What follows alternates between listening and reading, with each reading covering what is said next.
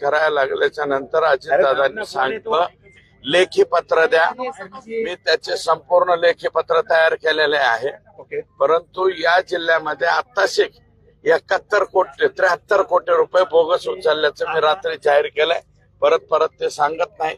मी आतापर्यंत त्याची जाहीर म्हणजे लेखी तक्रार केली नव्हती. आता मात्र मी त्याची लेखी तक्रार करेन. अजितदादा राज्याचे मुख्यमंत्री, राज्याचे सार्वजनिक बांधकाम मंत्री, राज्याचे प्लॅनिंगच दादाकडे आहे. त्याच्यामुळे त्यांच्याकडे आणि याच्यावरती आता हे सोपं नाहीये ना. 73 कोटी रुपये स्वतंत्र चौकशी समिती नेमली जाईल आणि ती चौकशी समिती क्विक त्यातले तर एक राज्याच्या समितीने ऑलरेडी सांगितलेलं आहे 5 कोटी डबल तुम्ही उचललेत म्हणून.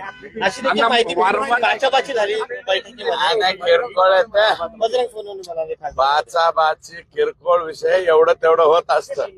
ते विषय मला वाटतं मीडियाच्या समोर येऊ नयेत. एवढे मीडियावरती एवढे येतील एवढं झालेलं नाही का? तुम्ही तक्रार करताय जिल्हाधिकारी नाही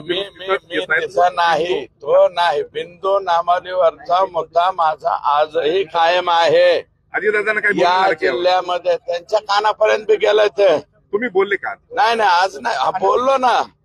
तो मुद्दा आजही बोललेलो आहे. बिंदू नामावलीमध्ये जे अतिरिक्त लोक झालेले आहेत आणि जे लोक करुणा मुंडेंच्या गाडीमध्ये पिस्तूल ठेवतात, साड्या घालतात, काही एक पट्ट्या ते 15 JCB 100 टायरच्या तसल्या गाड्या आणि बीड मध्ये काही पोलीस, सगळं परळीच्याच पोलिसाबद्दल काय, बीड मधले काही पोलीस त्यांच्या स्वतःच्या हायवा आणि इथं कलेक्टर ऑफिसला लावलेले हायवा काढून नेतात पोलीस.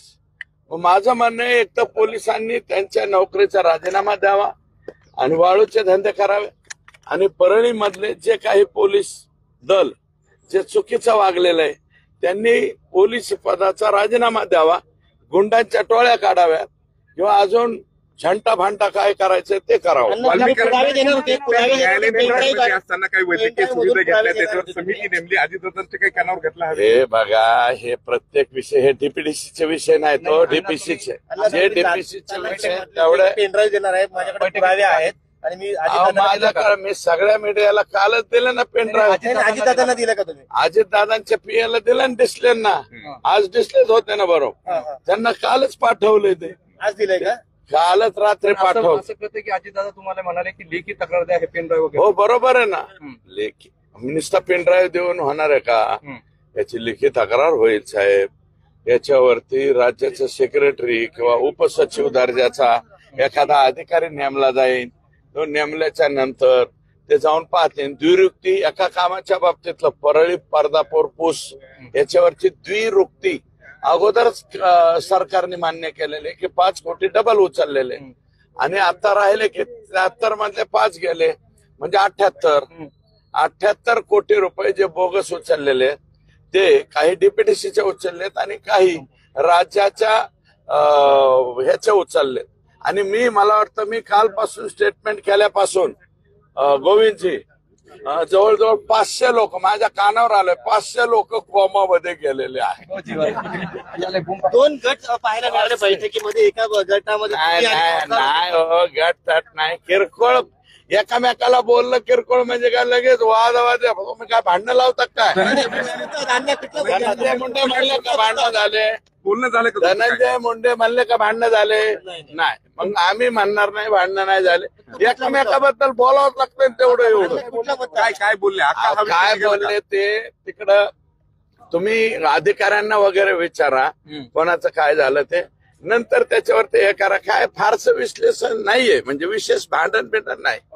हे भांडण काय मुद्द्याचं भांडण नाहीये, हे मुद्द्याचं भांडण आहे आणि आम्ही मुद्द्याचं भांडण व्यवस्थित आणि आम्ही संतोष देशमुखच्या खुनापासून अजिबात बाजूला हटणार नाहीत. संतोष देशमुख आमचा दह्या दुपारा मारलेला माणूस आहे, त्याच्या बाबतीत आम्ही नो कॉम्प्रोमाइज आणि महादेव मुंडेच्या बाबतीत सुद्धा नो कॉम्प्रोमाइज. महादेव मुंडेचे मारेकरी सुद्धा सापडले पाहिजेत. हा ओके. तुम्ही मनोज जरांगे पाटलाच्या उपोषणाला भेट देणार आहात? हो जाणार आहे आता. उपोषण सोडव पाटलांनी म्हणून जाणार आहे. मी रात्री पण गेलतो, त्याच्या आदल्या रात्री बी गेलतो. कुठंतरी प्रॉब्लेम सॉल्व्ह झाले पाहिजे. त्यांचं म्हणणं सरकार गांभीर्यानं घेत नाही त्यांच्या नाही आंदोलनाला. नाही, असं थोडीच आहे. सरकार गांभीर्याने घेतय, सरकार पाटलांशी बोलतय आणि पाटलांनी बी सुद्धा त्या ठिकाणी कॉपरेट केलेलं आहे, सहकार्य केलेले.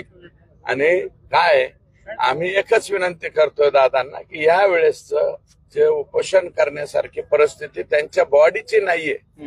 एवढी बार दादा ठीक आहे, आपण एक पाऊल मागे हटू, परंतु काही दिवसाच्या नंतर तीव्र आंदोलन जर त्यांनी केलं तर सर्व पक्षीय लोकांना तिथं हजर राहावं लागेल. आम्ही बी त्यांच्या बरोबर हजर राहू.